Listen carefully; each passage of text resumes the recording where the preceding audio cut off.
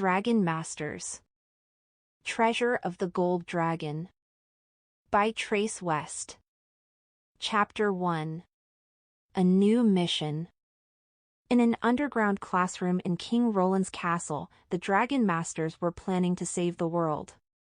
Griffith, the royal wizard, stood over a map of the island of Savarna. The Dragon Masters Drake, Rory, Bo, Anna, and Petra gathered around him. "You must leave for Savarna right away," Griffith began. "But let us review what has happened so far. We know that Maldred needs 2 keys, the silver key and the gold key, in order to awaken the Naga. A huge and powerful dragon who can destroy everything." Rory piped up. "Exactly, Rory," Griffith said. "Drake and Bo tried to stop Maldred from stealing the silver key. But as you know, Maldred got away with it." "We are very sorry," said Bo. "We tried our best." "It wasn't your fault," Anna cried. "Maldred is the most powerful dark wizard ever." "I feel like we let everyone down," Drake thought. Then he said, "We will not let Maldred get the gold key." "Maldred is on his way to steal it now," Griffith said. "The gold key is kept in the gold lair. The lair is hidden inside a mountain on the island of Savarna. And it is guarded by the gold dragon." "We need to leave," Rory said, tapping her foot. "Maldred could have the key by now." "I fear you may be right," Griffith said. "Drake, please ask Worm to transport you, Rory, and Vulcan to Savarna. I need the others to stay with me for a special mission." "Yes," Rory cheered. "I get to go." Petra gave Rory a hug. "Good luck, and be safe," she said. Drake and Rory hurried to the dragon caves. Drake looked at his big, brown earth dragon. "Are you ready, Worm?" The green stone that Drake wore around his neck began to glow. It was a piece of the dragon stone, the magical stone that had chosen all the dragon masters. Every dragon master wore a small piece of it. Their stones glowed when their dragons communicated with them. Drake heard Worm's voice inside his head.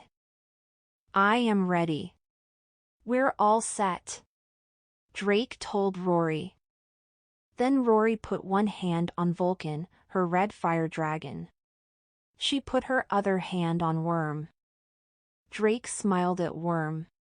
"Please transport us to the mountain that Griffith showed us." Worm's body began to glow green. The light became brighter. Drake felt his stomach flip-flop. When the light faded, they were standing on a rocky mountain ledge. The air felt warm on Drake's skin. Drake looked up. The gold dragon flew across the sky. A dark-haired boy rode on her back. Drake's mouth dropped open at the sight of the dragon. Shining gold scales covered her whole body. Her wings curled and reminded him of bird feathers. She was beautiful. But then Drake heard a loud roar in the sky. Boom! It sounded like thunder. He turned. A purple thunder dragon was chasing the gold dragon. A woman with black hair rode on the back of the purple dragon. Drake knew them both. He gasped. "It's Iko and Neru," he cried. "Look! There's something in Iko's hand," Rory said. She squinted. "It's the gold key." Chapter 2. Baddie in the Sky. Drake shaded his eyes with his hand. The sun made the scales of the gold dragon shine brightly. He also noticed a gold object glittering in Iko's hand. Rory was right. It looked like the gold key. Not long ago, Iko had tried to steal Worm and the other dragons from King Roland's castle. Rory had left to live with her for a short while, before learning Iko was not a good dragon master. Is Iko helping Maldred now? Drake wondered out loud. Maybe. Or maybe she wants the gold key to herself, Rory replied. Either way, we can't let her take it. Rory jumped onto Vulcan's back.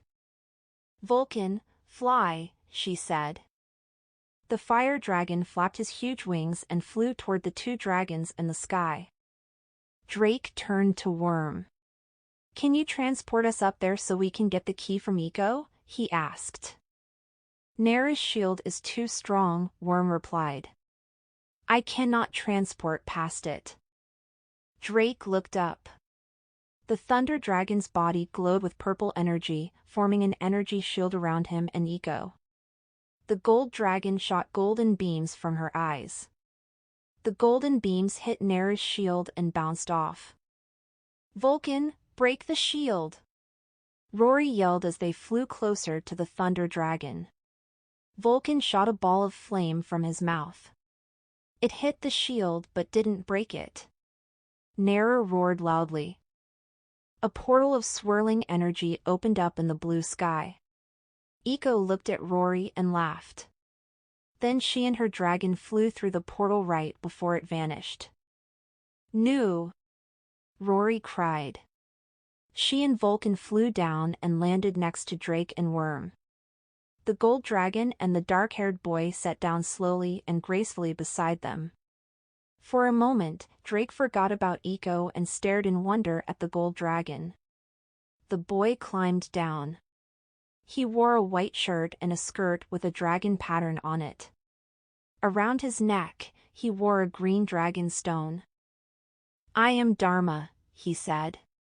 And this is Hema, the gold dragon. We are the guardians of the gold key. We know the thunder dragon's dragon master, Eco, Rory said.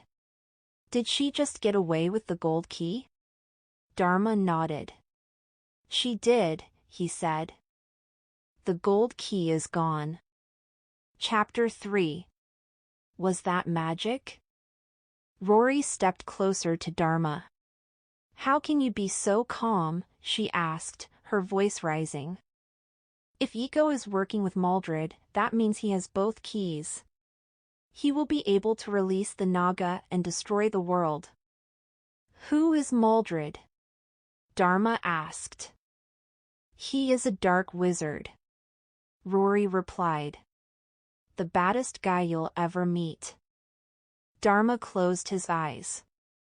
After a few seconds, he opened them. We can still stop him, he said calmly. How do you know that? Rory asked. Drake decided to step in. I'm Drake, he told Dharma. This is my dragon, Worm. And this is Rory and her dragon, Vulcan. Dharma nodded. It is nice to meet you, he said. You, too, Drake said. We knew Maldred was coming here to steal the gold key. I'm sorry we didn't get here in time. Dharma smiled. That is okay. You are here now. Rory interrupted. We have to figure out where Eco went. She turned to Dharma. Were Eco's eyes glazed over red? Dharma shook his head. They were not. Rory frowned. I thought maybe Maldred put her under a spell, she said. But I guess he didn't.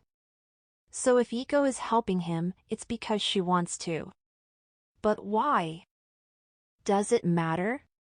Drake asked. She has the key now. She probably took it to wherever his hiding place is. Right. Rory agreed. We need to find Maldred's hideout and get there fast. Dharma spoke up again, in his soft, calm voice. I know how to find Eco, he said. Follow me, please. Dharma and his dragon began to walk up the mountain. Drake and Rory followed. As they walked, the silver sword tucked into Drake's belt felt heavy. Jean, the dragon master of the silver dragon, had given it to him. Will the gold lair look anything like the silver lair? He wondered. The silver lair had been filled with piles of amazing treasures. Soon they heard the sound of running water. They came to a small waterfall. Dharma motioned for the others to follow him. Then he stepped behind the waterfall. Drake, Rory, and the dragons followed. They were inside a damp, cool cavern. 6 golden dragon statues, each as tall as the dragon masters, formed a circle in the center.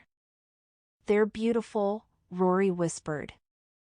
Dharma walked up to one of the statues.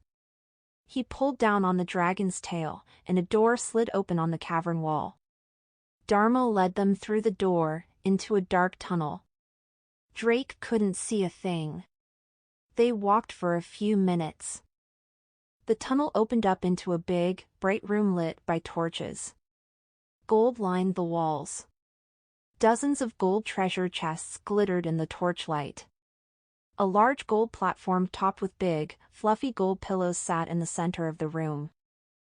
"The gold dragon must sleep there," Drake guessed. Dharma smiled. "Welcome to the lair of the gold dragon." Chapter 4. Golden Treasures. "This is a nice lair," Rory said, tapping her foot. "But we need to find out where Iko went." Dharma nodded. He walked over to the wall on the right. And then stopped. "Iko and the Thunder Dragon entered the lair through this wall," he said. "That is how she broke in and stole the gold key." "Naru can make portals when he roars," Drake explained. "The portal is not here anymore, but magical portals have a great deal of energy," Dharma said. "They usually leave some energy behind." "Are you saying you think we can still travel through Naru's portal, even though we can't see it?" Rory asked. Dharma closed his eyes and held up his hand, with his open palm facing the wall.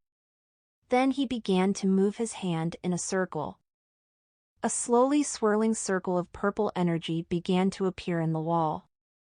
"The portal!" Rory cried. Drake gasped. "Are you sure you're a dragon master and not a wizard?" he asked. Dharma smiled. "It is easy to find energy, if you know where to look," he said. "The portal will close very soon. But before we leave, I must give you each something." Dharma opened one of the treasure chests. He took out a red jewel hanging from a gold chain. He gave it to Rory. "This is for you," he said. Thanks," Rory replied, and she slipped the chain over her head. Then Dharma walked to a different treasure chest. He pulled out a vest made of gold chain mail. He handed it to Drake. "Please put this on." Drake put the vest on over his shirt. It felt a lot lighter than he thought it would. "Thank you," he said. "But why have you given us these gifts?" "I believe you will need them," Dharma replied. "For what?" Rory asked. "We will know when the time comes," he replied. Dharma walked back to the portal. He held his hand against it. Then he turned back to Drake and Rory. "The portal's energy is weak," he said. "Not all of us will be able to travel through it. The dragons must stay here." "What?" Rory cried. "How can we fight Maldred and Iko without our dragons?" "We will find a way," Dharma replied. Drake turned to Worm. "I do not want to leave you behind, Worm," he said in his mind. His dragon stone glowed, and he heard Worm's voice inside his head. "Follow Dharma. Find the gold key. Time is running out." "Worm says we should go," Drake told Rory. Rory sighed. "Fine," she said. "Then let's do this." She pushed past Dharma and stepped through the portal. The two boys follow her. Chapter 5. The Wizard's Plan. The portal quickly disappeared behind the 3 dragon masters. They stepped into a tall, round tower. A spiral staircase led down to many floors below. Torches mounted on the walls lit up the space. The light was dim, but Drake could make out strange faces painted on the wall. The hairs on the back of his neck stood up at the sight of them. Then Rory tugged on his arm. She put a finger to her lips and pointed down. At the bottom of the tower, a wizard dressed in a red robe stood at a big desk. He had a long, black beard with a white stripe. And he wore an eye patch over one eye. "It's Maldred," Rory whispered. "This must be his secret hideout," Dharma said. "And that must be his workshop. Look at all the books and potions down there." Drake peered over the railing. Maldred was 5 floors below them. Drake could see that walkways broke off the staircase and circled around the tower all the way down. There were doors on each of the floors. "This is a huge hideout," he thought. "Where in the world are we?" Down below, Iko walked up to the desk. She held a gold disc with unusual markings on it. It glittered in the candlelight. "She is working with Maldred," Drake thought. Iko handed over the gold key. "Maldred, I have brought you the key," she said. The wizard smiled. "You did well, Iko," he said. "And now, together, we will release the Naga," Iko said. "We will create a world where dragons can be free." Drake had heard Iko say something like this before. When Ek had tried to steal King Roland's dragons, she had claimed that she wanted all dragons to be free. She didn't believe that dragons should have dragon masters. Maldred held up the silver key.